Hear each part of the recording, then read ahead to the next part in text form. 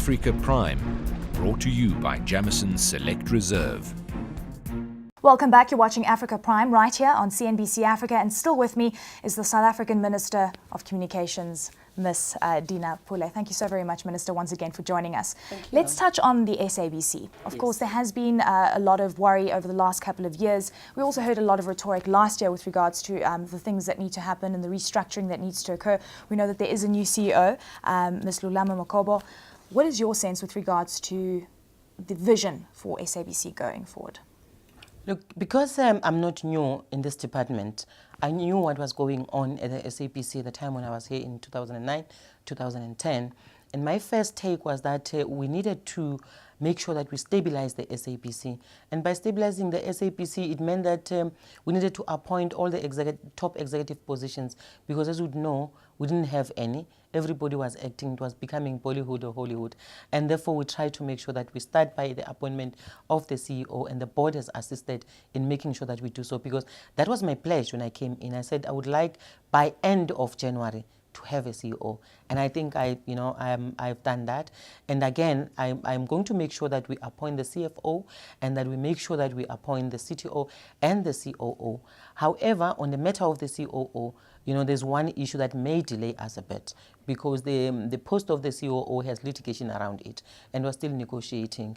And therefore, before we can finalize the negotiations, we may not necessarily be able to. There's been a bit of controversy with regards to the appointment of the CEO, given the fact the recruitment process. I know that you've now stepped in to ensure that there's a different process that takes hold. Are you confident that the changes are going to be implemented? Yes, I am actually very confident that the changes are going to happen.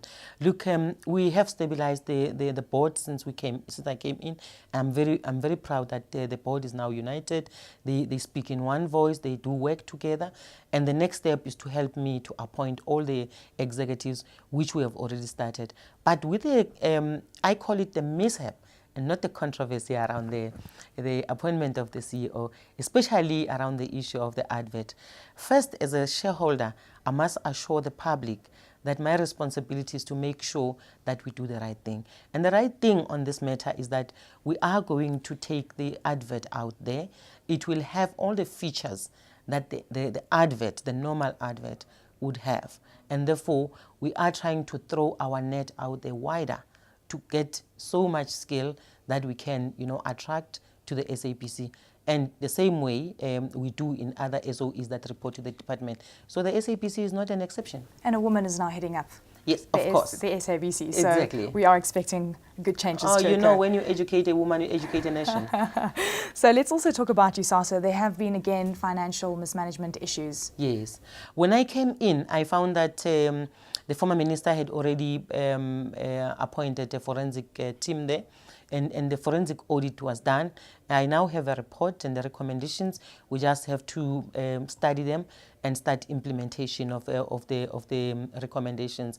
And you'd know that in the process of financial mismanagement there, USASA had to be brought to standstill, because 4 of the executives were actually suspended, including the CEO. And therefore, what I did when I came in, I then had to appoint or second 2 of my executives in the department to go and stabilize the USASA and try and make sure that we come up with a new business model. And I'm happy about the progress. And what we did also was to also relieve the board, because all these things that were happened in the presence of that board. So I was not satisfied that the board was going to help me going forward. And now what I need to do is to appoint a new board. Minister, one of the key themes that I've been hearing throughout this interview is the fact that you're talking about appointment of key people that have the right skills. It's going to be quite a tough task. It is a tough task. Clearly, there are a lot of people out there that have the ambitions and perhaps some of the skill. Are you going to be ensuring that you're going to upskill even the leaders that you're going to be implementing in these positions? Yeah, look, what I have done is that in some of those adverts that we have taken out there, and we think that we have not gotten the right skills, what we have done, we have upscaled it.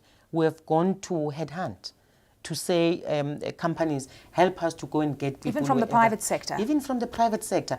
And actually, thank you for asking that question, because when I had a meeting with the industry, I did ask them that if they can, please let them second some of the skills of the skilled people that they have in the industry, because as government, I may not necessarily be able to match the salaries that they are paying those people. And I've said to them, if not seconding, I would love them to at least release some of the people to come and help us in the department to build capacity, the capacity that is needed in the department. Of course, you have had a very strong background in government for many years. Yeah. What would you say the biggest challenge for you has been over the past couple of years, not only in the Department of Communications, but in the other departments that you've been working in? Look, first I must say that, as a woman, it's always very difficult. In the Department of Communications, let me start here. When you go into a department that was headed by men before, the next best thing is that people are going to judge you, whatever you do. Of course, even before you start doing your job, people think, oh, geez, there were 2 men here. What is she going to do? So you have to work 20 times, not even 3 times. 20 times. How do you win the employees over? How do you win the people that work for you over and say, well, I am capable as a woman? By doing it, by being a doer, but also communicating, being open and being humble, at all times, and talk to people. Because what I found is that when you talk to people and you humble yourself, and where you don't understand things and you ask, where you know, you don't behave like you are a prima donna. People then respect you and people help you to do work. That's what I have found in the industry, that the industry have embraced me and they've assisted me where in other areas I did not understand certain things. They have come through to say, Minister, we are willing to help you. That's what I have found. In the past, I have been an MEC, which is the Provincial Minister of the Police in my province. Difficult position. I was the first woman to go into that position. There were men again there.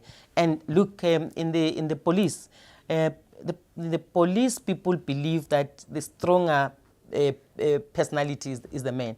So it was very difficult for me when I came in to convince the police that I can do the job and also convince the public. But I must say that even if I have to beat my own drums, that I think I did very well. And from there I went to the Department of Agriculture.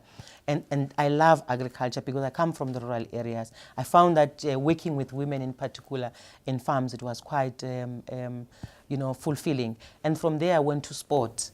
Look, how is it that it's so amazing. You have to wear so many different hats as someone in government. Do you have to literally go and do a crash course on everything that you do? You have to do that. You have to do it yourself.